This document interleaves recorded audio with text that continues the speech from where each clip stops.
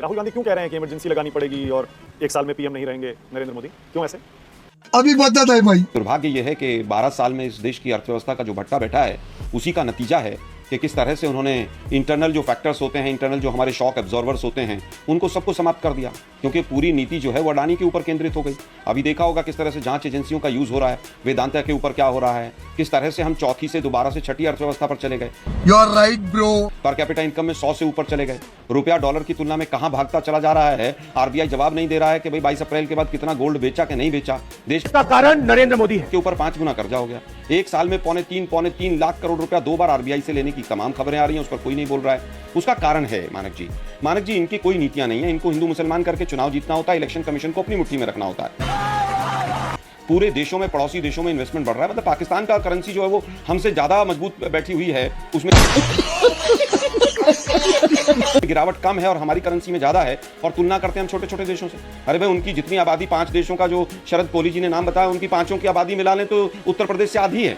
तो ये कंपैरिजन करके लोगों को गुमराह मत कीजिए। अप्रैल और मई के महीने में 2 लाख करोड़ से ज्यादा जो है वो करेंसी फ्लाई हुआ है, तो ये तो कह रहे हैं साहब वो मुनाफा लेकर चले गए। अरे भाई, मुनाफा लेकर चले गए तो हमारी तो ऐसी तैसी कर गए ना वो।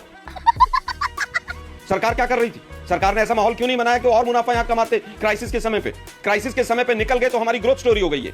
ये इस तरह की जो भ्रम फैलाते हैं ना लोग ऑडी गाड़ी में बैठ के, मुझे लगता है कि उनको सोचना चाहिए कि देश का किसान जो है उसकी आय लगातार घटती चली जा रही है। में बात नहीं कर रहे, इंपोर्ट लगातार बढ़ता चला जा रहा है, उस पर एक शब्द नहीं बोलेंगे। बैलेंस ऑफ पेमेंट का गैप बढ़ता चला जा रहा है। लगभग 1.5 लाख करोड़ का जो एक्सपोर्ट गल्फ कंट्रीज में था, पिछले 3 महीने में वो 25% पर आ गया है। जो 110 रुपए पर केजी किराया दुबई का था, वो 550 रुपए पर पहुंच गया है। फिर हम एक्सपोर्ट में कैसे कंपीट करेंगे? और दुर्भाग्य यह है कि हमारा डिवैल्यूएशन हो रहा है रुपये का, और उसके बावजूद हमारा जो है एक्सपोर्ट नहीं बढ़ रहा है। स्किल डेवलपमेंट की हालत यह है कि पिछले 6 महीने में 0.6% स्किल डेवलपमेंट का बजट यूज हुआ है। मेक इन इंडिया पे जितना एडवर्टीजमेंट पे मोदी जी ने पैसा खर्च किया था, 17% से मैन्युफैक्चरिंग सेक्टर का जो कंट्रीब्यूशन जीडीपी में है वो घट के 12.5% पे आ गया है। आप फिर बार बार बात कर रहे हैं। अरे भाई, 30 लाख पासपोर्ट सरेंडर होगा इस देश के अंदर। 30 लाख पासपोर्ट। अरे बस कर भाई, और पागल कर दिया, पीछे छोड़ दे यार। और मतलब देखिए, शर्म ही नहीं है। मैक्सिमम बड़े बिजनेसमैन गए हैं, मैक्सिमम पैसा दुबई में और बाकी देशों में शिफ्ट हो रहा है, लेकिन मोदी जी हैं तो मुमकिन है सब चंगासी, मतलब पता नहीं क्या क्या भाषण देके चले जाते हैं लोग। अरे भाई, यूएसए के साथ ट्रेड डील और हो जाने दो, फिर दिन में तारे नजर आ जाएंगे। वो जो एप्सिन फाइल और ट्रम्प से डर के जो काम कर रहे हैं ना मोदी जी, $500 बिलियन का एक्सपोर्ट अगर 5 साल में करेंगे तो हमारी इकोनॉमी का बट्टा बैठ जाएगा। हेलो दोस्तों, डिबेट वर्दी के एक और नए वीडियो में आप सभी का स्वागत है। आज की इस डिबेट वीडियो में आप देश के प्रवक्ता आलोक शर्मा और बीजेपी के प्रवक्ता अजय आलोक के बीच में तकरीबन बहस मानव गुप्ता के सवालों का जवाब देते हैं कांग्रेस के प्रवक्ता। तो वीडियो बहुत ही इंटरेस्टिंग होने वाली है, तो इस रिएक्शन कमेंट्री बेस्ड वीडियो को पूरा देखिएगा। ये शुरू करते हैं। आप बता रहे हैं, जो फैक्ट्स आप बता रहे हैं वो तो ठीक है, अभी अजय आलोक जवाब देंगे, लेकिन एक बात पर यकीन नहीं हो रहा राहुल गांधी की। क्या वो कह रहे हैं कि चीफ इलेक्शन कमिश्नर उनको मैसेज भेज रहे हैं। ज्ञानेश कुमार राहुल गांधी को मैसेज कर रहे हैं, किसी को हजम नहीं हो रही है बात। तो ज्ञानेश कुमार जी को अभी तक रिएक्ट कर देना चाहिए था, क्यों नहीं करवा देते आप लोग? आपके तो सब जानकार हैं, चहेते हैं नहीं है। भाजपा के तो सब पिट्ठू हैं, जेब में रहते हैं। अरे बाप रे, ये तो धोती खोल रहा है। करवा दो इससे, कहो कि आईबी चीफ ने और तमाम लोगों ने जिन्होंने राहुल गांधी के नाम लिए उनसे सबसे प्रेस कॉन्फ्रेंस करवा दो कि सब झूठ बोल रहे हैं। कहीं ना कहीं से कुछ है, धुआं है तो आग भी है नीचे। हालत खराब है देश की। You are right bro. अब आपके कुछ मीडिया के साथी जो है वो सारा दिन मोदी जी है तो मतलब 2-2 घंटे मेलोडी पे शो कर रहे हैं आप लोग, और मेक इन इंडिया की बात करते हैं। फिर दुर्भाग्य ये है, देश का देश कहां जाके रोकोगे? इमरजेंसी वाली बात कहां से आ रही है? 2047 इमरजेंसी वाली आशंका कहां से आ रही है? 2000 अरे एक मिनट सुनो ना भाई मानक जी।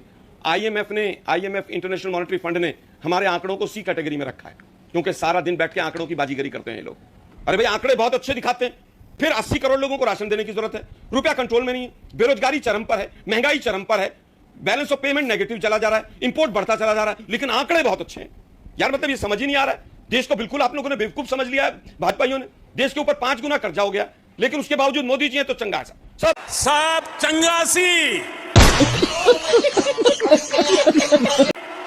चंगा है।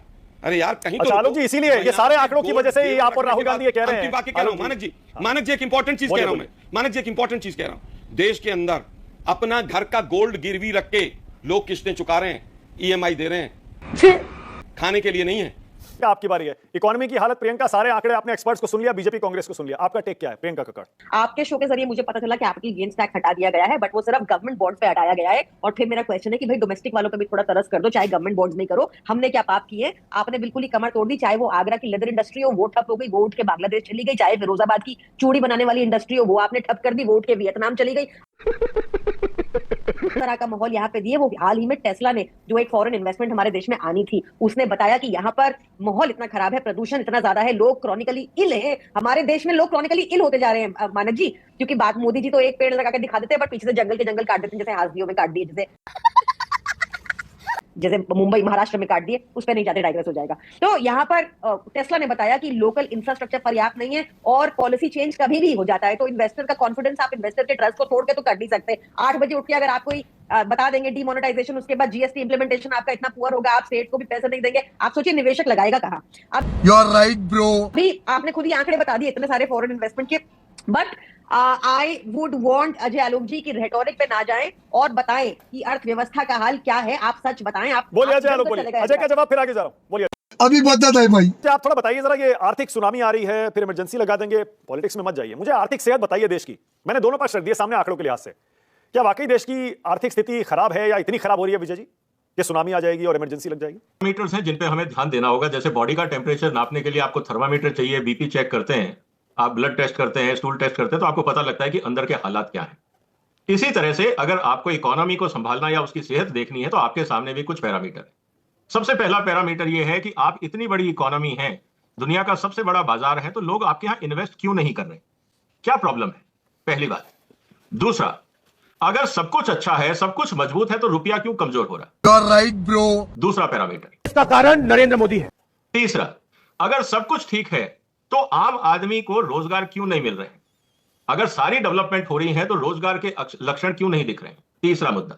चौथा, भारत में जब हम एक्सपोर्ट की बात करते हैं, क्योंकि हमारे यहाँ क्वालिटी भी अच्छी है, मैन पावर भी अच्छा है, स्किल डेवलपमेंट भी हो रहा है, पॉलिसीज भी अच्छी है, सब कुछ अच्छा चल रहा है, तो हमारे यहाँ पे जो ट्रेड का घाटा है, मर्चेंडाइज ट्रेड एक्सपोर्ट, जो ट्रेड डेफिसिट है, वो क्यों बढ़ता जा रहा है?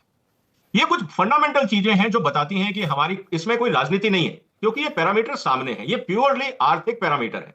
और जब इस तरह की बातें होती हैं, अगर कोई फैक्ट्री से प्रोडक्ट निकलता है और वर्ल्ड मार्केट में जाके वो रिजेक्ट होता है या एक्सेप्ट नहीं होता, तो इसमें मैं ये नहीं कहूंगा कि सरकार की गलती है, मैं कहूंगा वो जो पूरी फैक्ट्री सिस्टम है, जो इको सिस्टम है, जहां पे वो प्रोडक्ट बन रहा है, उसमें कहीं ना कहीं तो खामियां हैं। या तो लोगों के पास स्किल है या उनको क्वालिटी समझ में नहीं आती, अगर आती है तो वो बना नहीं पा रहे, बना पा रहे हैं तो बेच नहीं पा रहे, कुछ ना कुछ तो कमियां हैं। यहाँ पे लगातार मेक इन इंडिया के बाद इंपोर्ट बढ़ रहा है और एक्सपोर्ट नहीं बढ़ रहा। और अगर हम एक्सपोर्ट में देखें तो उसमें 70% इंपोर्ट कंपोनेंट है, तो जितना हम एक्सपोर्ट बढ़ाते हैं उस हिसाब से हमारा इंपोर्ट बढ़ जाता है, तो यह भी चिंता की बात है।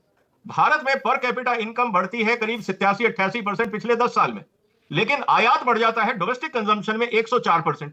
इसका मतलब यह है कि पर कैपिटा जो आम आदमी की जरूरतें हैं वो भी भारतीय कंपनियां पूरा नहीं कर पा रही, वो भी इंपोर्ट लाके ही हमें गुजारा करना पड़ रहा है। फिर रही बात, खेती को एक एग्जांपल ले लेते हैं।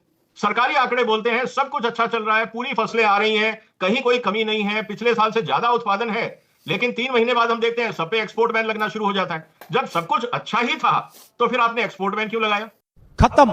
दोस्तों वीडियो यही थी। वीडियो पसंद आई तो वीडियो को लाइक करें, कमेंट बॉक्स में अपनी राय जरूर दें, चैनल को जरूर सब्सक्राइब करें दोस्तों ऐसी वीडियोस के लिए। चलिए दोस्तों मिलते हैं अगले वीडियो में।